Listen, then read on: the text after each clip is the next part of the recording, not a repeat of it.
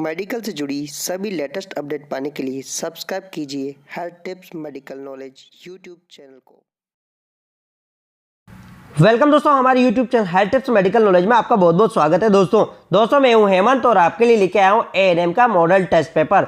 तो दोस्तों test paper देने के लिए आपको क्या करना है, अपना कॉपी और पेन उठाना है और लिख देना है 1 से 16 अंक तक। और जैसे ही मैं क्वेश्चन को डिस्प्ले करूं, अपने आंसर को आपको लिखना है और फिर मेरे आंसर से आपके आंसर को मैच करना है। तो दोस्तों चलते हैं अपन क्वेश्चन की तरफ और बाद में आपको लिखना है कमेंट बॉक्स में कि आपने कितने अंक प्राप्त किए हैं। अगर आप हमारे YouTube चैनल पर नए हैं तो चैनल को सब्सक्राइब कर दीजिए और पास में एक बेल आइकन है उसे प्रेस कर दीजिए ऑल नोटिफिकेशन करके, ताकि सबसे पहले नोटिफिकेशन आपके पास पहुंचता रहे। तो चलते हैं अपन क्वेश्चन की तरफ। देखते हैं क्वेश्चन में क्या है। भारत में प्रमुख स्वास्थ्य समस्याओं में से एक है वायरल हेपेटाइटिस, ब्रुसेलोसिस, पीला बुखार, क्षय रोग। तो कौन सा है? One of the major health problem in India. India में कौन सी एक और मेजर हेल्थ प्रॉब्लम है? तो यहां पर सही आंसर क्या रहेगा? यहां पे सही आंसर है वो है क्या है दोस्तों, अगर आपको टाइम लगता है क्वेश्चन के अंदर तो आप वीडियो को पॉज भी कर सकते हैं। यहां पे सही आंसर है वो है ट्यूबरक्लोसिस। इंडिया के अंदर जो अभी चैलेंजिंग हेल्थ प्रॉब्लम्स है वो कौन सी है? ट्यूबरकुलोसिस। ठीक है, ट्यूबरकुलोसिस। आपको पता भी होगा ट्यूबरकुलोसिस किसकी वजह से फैलता है? Mycobacterium tuberculosis. और ये किसकी डिजीज है? ये जो डिजीज है वो किसकी है? ये जो डिजीज है लंग्स की डिजीज है, जो फेफड़ों की डिजीज है। समझ में आ गया? किसकी डिजीज है ये लंग्स की डिजीज है। कौन? ट्यूबरकुलोसिस। दोस्तों ये चैलेंजिंग कैसे है? क्योंकि इसका किसकी वजह से है? क्योंकि जो ट्यूबरकुलोसिस का जो बैक्टीरिया है, कौन सा? माइकोबैक्टीरियम ट्यूबरकुलोसिस, जो सबसे ज्यादा रेजिस्टेंट कर लेता है किससे? ड्रग से। इसलिए बहुत ज्यादा चैलेंजिंग है। यहां पर एक क्वेश्चन और मैं आपको बता देता हूं। कई बार एक एग्जाम में एक क्वेश्चन पूछा जाता है कि बीसीजी का वैक्सीन किसके लिए दिया जाता है? तो बीसीजी का जो वैक्सीन है वो किसके लिए दिया जाता है? ट्यूबरकुलोसिस के लिए। तो चलते हैं नेक्स्ट क्वेश्चन की तरफ। यहां पे क्वेश्चन में पूछा है total iron requirement during pregnancy. गर्भावस्था के दौरान आयरन की कुल आवश्यकता होती है 2000 मिलीग्राम, 1000 मिलीग्राम, 500 मिलीग्राम, 1500 मिलीग्राम। तो कितनी आवश्यकता होती है? यहां पर पूछा कुल आयरन की आवश्यकता। तो यहां पर सही आंसर क्या है?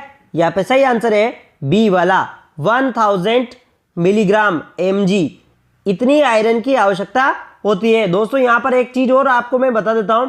कई बार ऐसे पूछा जाता है कि आयरन की टेबलेट कितने दिनों के लिए दिया जाता है प्रेगनेंसी के अंदर? तो 100 दिनों के लिए दिया जाता है। कितने दिनों के लिए दिया जाता है? 100 दिनों के लिए दिया जाता है। ध्यान रख लेना। फोलिक एसिड की भी कितने दिन के लिए दिया जाता है? 100 दिनों के लिए। ठीक है, तो लेकिन यहां पर हम बात कर रहे थे कितनी आयरन की कुल आवश्यकता कितनी होती है? तो 1000 mg की आवश्यकता होती है। चलते हैं नेक्स्ट क्वेश्चन की तरफ। बात करें नेक्स्ट क्वेश्चन में। क्वेश्चन में पूछा है किसी दिए गए भौगोलिक क्षेत्र के भीतर एक बीमारी की लगातार उपस्थिति को कहते हैं constant presence of a disease with in A geographical area. क्या कहते हैं उसे अपन? एंडेमिक, एपिडेमिक, स्पोर्डिक, क्या कहते हैं उसे? यहां पर सही आंसर क्या है? यहां पे सही आंसर है वो है क्या है? एंडेमिक। ठीक है, देखो यहां पर बात करें किसी भौगोलिक क्षेत्र की बात कर रहे हैं। भौगोलिक क्षेत्र जैसे मान लो मैं यहां पर आपको ये बताता हूं कि ये जैसे मान लो ये अपना इंडिया है। ठीक है, क्या है? अपना इंडिया है। ये अपना इंडिया है और ये इंडिया के अंदर मान लो हम बात करते हैं कि यहां पर क्या है? ये राजस्थान है। ठीक है, क्या है? ये राजस्थान है। तो इस भौगोलिक क्षेत्र में बात करें अपन, या तो राजस्थान के भी किसमें? एक झालावाड़ जिले में। यहां पर बात करें अपन झालावाड़ डिस्ट्रिक्ट की। अगर मान लो करें इस डिस्ट्रिक्ट के अंदर यहां पर कोई भी मान लो कोई एक बीमारी फैली हुई है, एक लोकल बीमारी फैली हुई है, उसे क्या कहेंगे अपन? और कांस्टेंट लगातार कंटिन्यू है। ठीक है, कंटिन्यू है। ठीक है, कंटिन्यू। ठीक है, ये जैसे मान लो ये कौन सा है? ये एक डिस्ट्रिक्ट है। एक डिस्ट्रिक्ट है किसका? राजस्थान का। और यहां पर क्या है? कंटिन्यू कोई बीमारी है, तो उसे क्या कहेंगे अपन? एंडेमिक। ठीक है, एपिडेमिक। ठीक है, एपिडेमिक यानी कि पूरे राजस्थान में फैली हुई है, उसे एपिडेमिक। ठीक है, या फिर इंडिया में फैली हुई है उसे क्या कह सकते हैं अपन, एपिडेमिक कह सकते हैं। और लेकिन पूरे वर्ल्ड में फैली हुई है उसे क्या कहेंगे अपन, पेंडेमिक। जैसे पूरे वर्ल्ड में फैली हुई है उसे कहेंगे अपन पेंडेमिक। ठीक है, स्पोर्डिक का मतलब कोई डिजीज यहाँ भी है और कोई इस स्टेट में भी है और कोई इस स्टेट में भी है, उसे कह सकते हैं अपन स्पोर्डिक। ठीक है, यानी कि कुछ कुछ हिस्सों में यह बिखरी हुई फैली हुई है, उसे कहते हैं अपन स्पोर्डिक। समझ में आ गया आपको? यहाँ पे सही आंसर क्या रहेगा अपना, एंडेमिक। ठीक है, यहाँ क्या रहेगा अपना आंसर एंडेमिक रहेगा। चलते हैं नेक्स्ट क्वेश्चन की तरफ। दोस्तों ये क्वेश्चन काफी इंपॉर्टेंट है, कई कॉम्पिटिटिव एग्जाम में पूछा जा चुका है, इसके ऊपर आप स्टार लगा लेना। The golden colour of amniotic fluid is due to, amniotic द्रव का सुनहरा रंग निम्न के कारण होता है। ठीक है, अपना आंसर अपनी नोटबुक में लिखना है। RH इन असंगति से, अंतर्गर्भाशयी मृत्यु से, मैकोनियम के दाग से, पोस्ट परिपक्वता से। तो किसकी वजह से होता है गोल्डन कलर? ठीक है, सुनहरा रंग किसकी वजह से होता है? यहां पे सही आंसर क्या होगा? यहां पे सही आंसर है वो है RH इनकम्पेटिबिलिटी। ठीक है, RH इनकम्पेटिबिलिटी की वजह से कौन सा कलर होता है? Golden colour. गोल्डन कलर या सुनहरा रंग। ठीक है, सुनहरा रंग हो जाता है किसकी वजह से? RH इनकम्पेटिबिलिटी की वजह से। देखो दोस्तों मैं आपको बताता हूं जो RH इनकम्पेटिबिलिटी क्या है, मैंने एक बार पहले भी आपको बताया था कि जब मदर का ब्लड ग्रुप, जैसे ये मदर है, इसका ब्लड ग्रुप क्या है? इसका ब्लड ग्रुप अगर नेगेटिव है, क्या है इसका? नेगेटिव है। अगर इसने पॉजिटिव बच्चा, ठीक है, इसके अंदर क्या है? पॉजिटिव ब्लड ग्रुप का बच्चा अगर ये कंसीव करती है, यानी कि पॉजिटिव हस्बैंड से, ब्लड ग्रुप पॉजिटिव हस्बैंड से ये बच्चा कंसीव करती है, तो इसके अंदर कौन सी एंटीबॉडीज बन जाती है? RH एंटीबॉडीज बन जाती है। और ऐसी स्थिति में कई बार क्या होता है? RH इनकम्पेटिबिलिटी हो जाती है। और जो एमनियोटिक फ्लूइड होता है, एमनियोटिक जो फ्लूइड होता है उसका कलर कैसा हो जाता है? Golden colour. ठीक है, इंट्रायूट्राइन डेथ की बात करें तो इसमें कौन सा कलर होता है? इसमें टोबैको जूस की तरह होता है। ठीक है, इसमें इंट्रायूट्राइन डेथ, ठीक है, इंट्रायूट्राइन डेथ के अगर टोबैको जूस की बात करें अपन, या फिर डार्क ब्राउन है वो इसके अंदर होता है इंट्रायूट्राइन डेथ में। मैकोनियम की बात करें तो मैकोनियम फीटल डिस्ट्रेस को इंडिकेट करता है। पोस्ट मैच्योरिटीज का ग्रीन येलो, ठीक है, कौन सा? ग्रीन येलो कलर होगा एमनियोटिक फ्लूइड का, तो किसको इंडिकेट करेगा? वो पोस्ट मैच्योरिटी को इंडिकेट करेगा।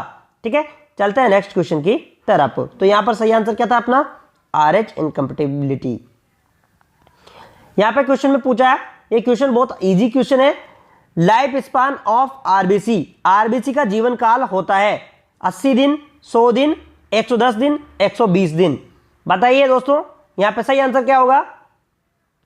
यहां पे सही आंसर है वो है क्या है? यहां पर 120 दिन। जो आरबीसी होती है उसका जो लाइफ स्पान होता है 120 दिन होता है।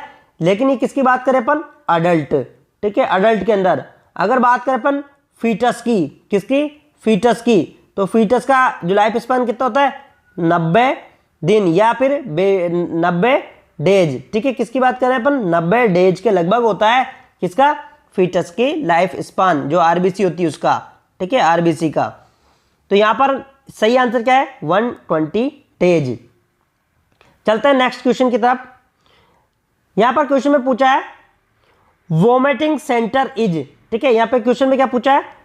वोमिटिंग सेंटर इज, उल्टी का केंद्र है cerebrum, cerebellum, hypothalamus, medulla oblongata. तो कौन सा यहां पर सही आंसर क्या है? अपनी नोटबुक में लिखना है आपका सही आंसर। इसका जो सही आंसर है वो है मेडुला ऑब्लांगेटा। जो उल्टी की बात करें अपन किसकी? यानी कि वोमिटिंग का जो है वो क्षेत्र कौन सा है? वोमिटिंग का जो क्षेत्र है वो है मेडुला ऑब्लांगेटा। देखो क्या होता है कि जो ब्रेन होता है, ब्रेन के अंदर क्या होता है कि जो ब्रेन का जो पार्ट होता है मेडुला ऑब्लांगेटा की अगर बात करें तो जो पार्ट होता है मेडुला ऑब्लांगेटा वो किसका सेंटर होता है? वो सेंटर होता है वोमिटिंग का। ठीक है, वोमिटिंग का यहां पर होता है मेडुला ऑब्लांगेटा। यहां पर कहां पे होता है? इस जगह मेडुला ऑब्लांगेटा होता है। सेरेब्रम की बात करें तो ये हो गया अपना सेरेब्रम। ठीक है, ये वाला पार्ट कौन सा हो गया? सेरेब्रम। और सेरेबेलम की बात करें तो ये वाला पार्ट हो गया। हाइपोथैलेमस, यहाँ पर डायनसेफेलॉन की जो गुहा होती है वहां पर हाइपोथैलेमस पाया जाता है। अब मैं आपको बताता हूं कि देखो जो सेरेब्रम होता है, रीजनिंग, थिंकिंग, ये सब काम कौन करता है? सेरेब्रम। सेरेब्रम की बात करें तो ये आपकी बॉडी की पोजीशन को मेंटेन करने का काम करता है।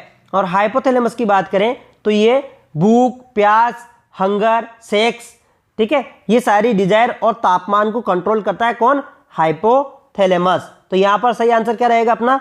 यहां पे सही आंसर है वो है मेडुला ऑब्लंगेटा। मेडुला ऑब्लंगेटा जो यहां पर सही आंसर है। ठीक है, मैं आपको और बताता हूं। देखो ये और किस किस का सेंटर है? ये सेंटर है किसका? एक तो रेस्पिरेटरी का सेंटर भी है, रेस्पिरेटरी का सेंटर भी है कौन? Medulla oblongata.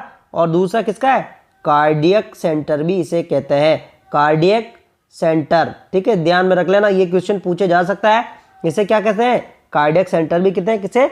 मेडुला ऑब्लंगेटा को। चलते हैं नेक्स्ट क्वेश्चन की तरफ। बात करें अपन यहां पर, क्वेश्चन काफी इंपॉर्टेंट है। Hormone not secrete from pancreas, अग्न्याशय से हार्मोन का स्रावण नहीं होता है। दोस्तों इस क्वेश्चन को कैसे भी पूछा जा सकता है आपसे, ऐसे भी पूछा जा सकता है कि लैंगरहैंस जो होती है उससे कौन से हार्मोन का निर्माण नहीं होता है। तो यहां पर सही आंसर क्या रहेगा अपना? देखो इंसुलिन, ग्लूकागोन, कैल्सिटोनिन, सोमेटोस्टेरोन। तो बताइए, अपना आंसर अपनी नोटबुक में लिखना है आपको। यहां पर सही आंसर क्या रहेगा अपना? यहां पे सही आंसर है वो है कैल्सिटोनिन। देखो पेनक्रियाज आपको पता ही होगा, पेनक्रियाज कहां पे होता है?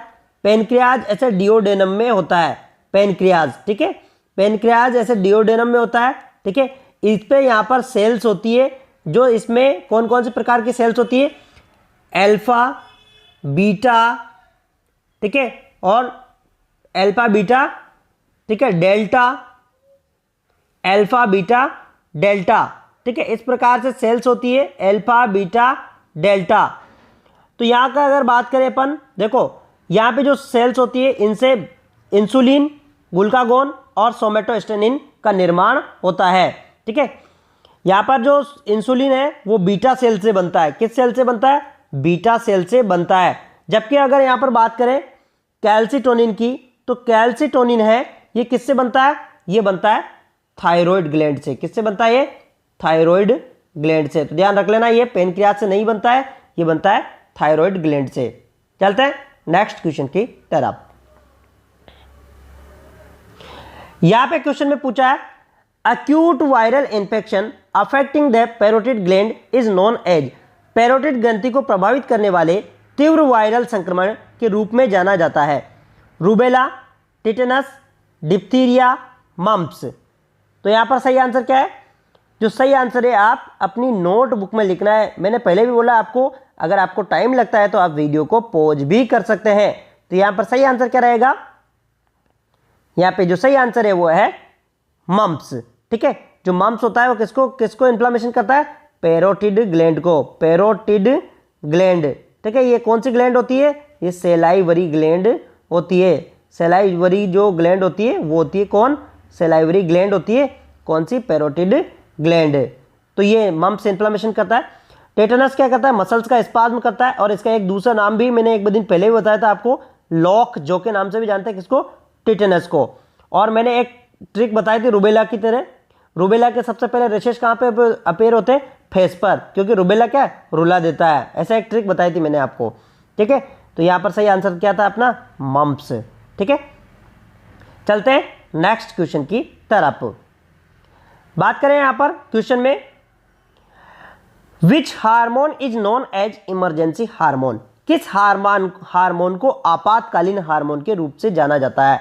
दोस्तों ये क्वेश्चन इंपॉर्टेंट है, इस पे आप स्टार लगा लेना। Adrenaline, prolactin, thyroxine, oxytocin.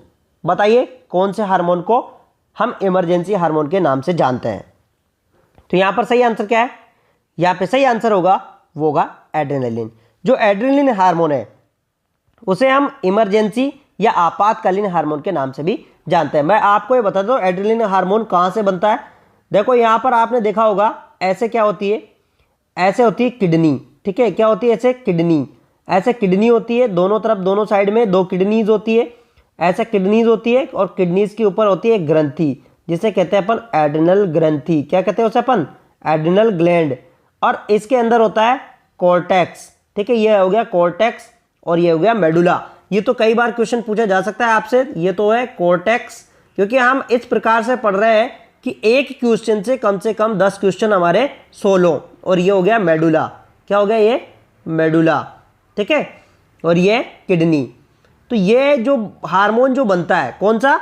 Adrenaline. जो एड्रेनलिन बनता है किससे बनता है? मेडुला से। ध्यान में रख लेना, ये किससे बनता है?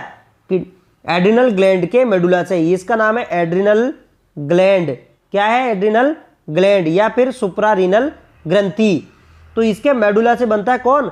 Adrenaline hormone. प्रोलैक्टिन का मैंने आपको बताया था कि मिल्क बनाने के लिए काम में आता है।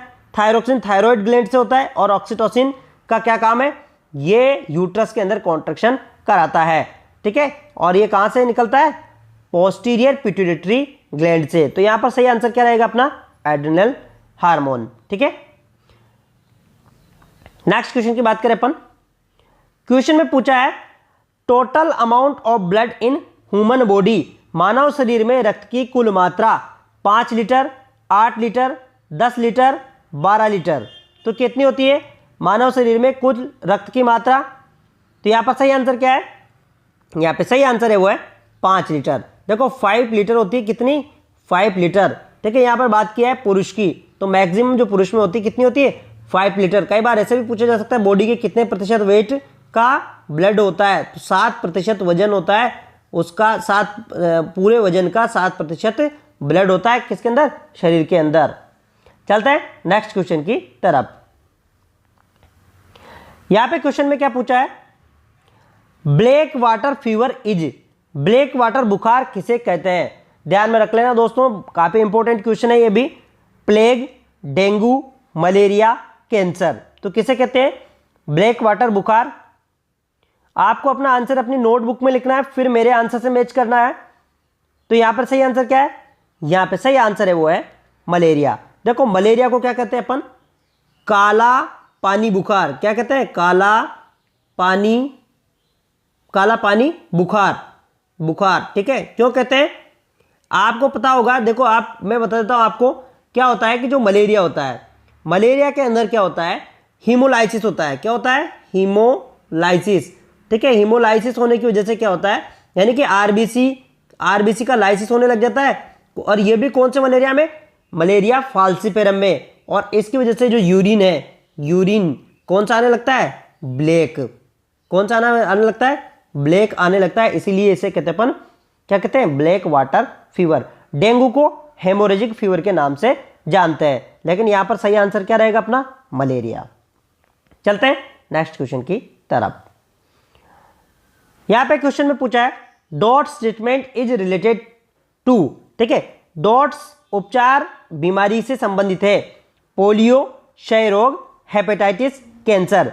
तो कौन सी बीमारी से संबंधित है डॉट्स? तो यहां पर सही आंसर क्या रहेगा? अगर आपको टाइम लगता है तो आप वीडियो को पॉज भी कर सकते हैं। यहां पे सही आंसर है वो है ट्यूबरक्लोसिस। जो ट्यूबरक्लोसिस होती है उसमें दिया जाता है डॉट्स। कई बार डॉट्स की फुल फॉर्म भी पूछ लिया जाता है। तो डॉट्स की फुल फॉर्म क्या है? Direct observation short term treatment. क्या है?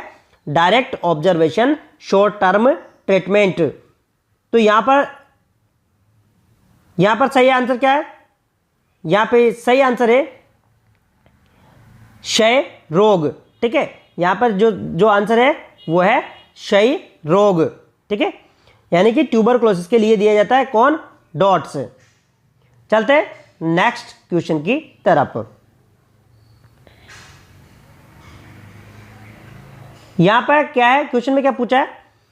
Paracetamol poisoning effect the organ. ठीक है, पैरासिटामोल विषाक्तता अंग को प्रभावित करता है। यानी पैरासिटामोल की पॉइजनिंग से कौन सा अंग प्रभावित होता है?